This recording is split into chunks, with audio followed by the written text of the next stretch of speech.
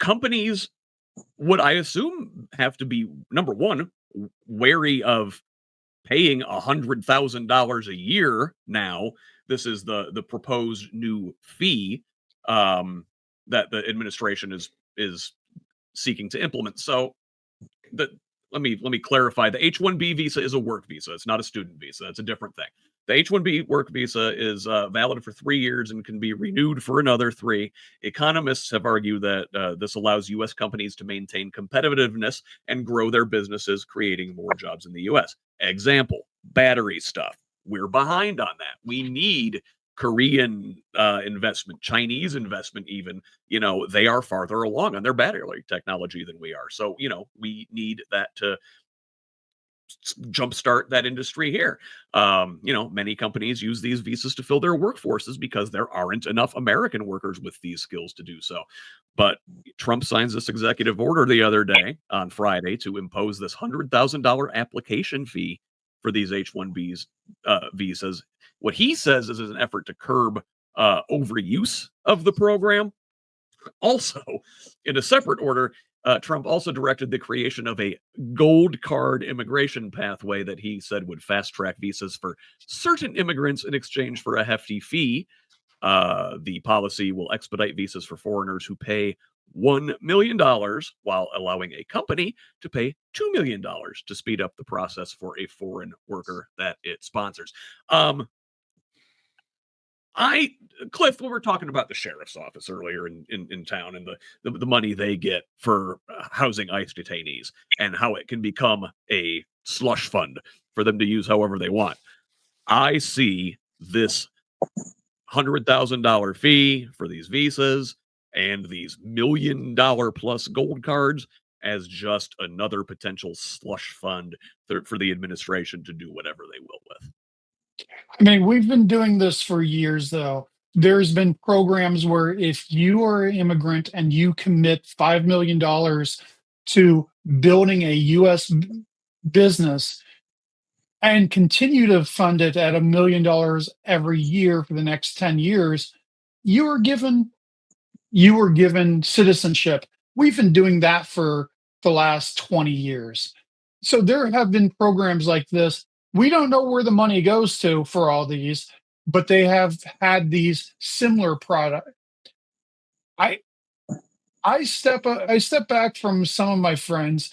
I do think that we need to slow some immigration to making sure that jobs are available to the people coming over here. I think we need to make sure that we have skilled labor. I'm one of those people who believe that if you come here for education and you stay here and we recruit you, maybe all this gets waived because you have been educated in America. I want to see skilled workers here. I want to see skilled workers training our next people. You might not be able to see this here, but I've got, let's see if I can, my camera does not move that well.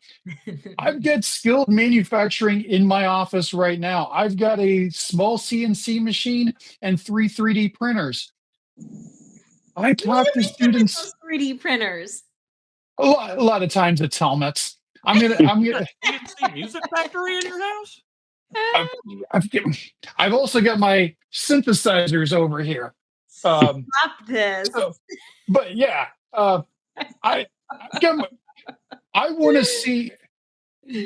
I hand kids a caliper. They don't know how to use caliper. You hand an international student a lot of this stuff. They come trained in engineering before they even get here.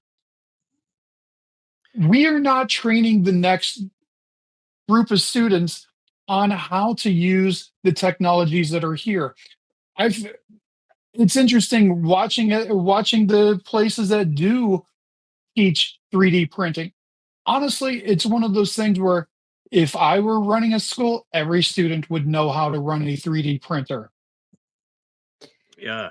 So, lots of stuff there. Go ahead, Tracie. Here's the question. If Trump continues and Republicans in general, MAGA Republicans, continue this trend of attacking America's institutions of higher education. How are we going to accomplish that? Or is this a trade school sort of situation to you? I look a little bit differently. I would argue that actually coding is sort of the new trade school in a sense. I argue it is because number one, it's the plumber, it's the mechanic, it's all that stuff that I have no idea how to do, have no desire to learn how to do. I got enough jobs as it is already. Because remember, my dad said I need to learn to change on oil. I was like, why? Like I go to the store, I go to the oil change place. It's done in 10 minutes. I don't know how to do that because my skill set is in another universe. And I think to a certain degree, that's where we are with the H-1 with the visa situation. Because look like this.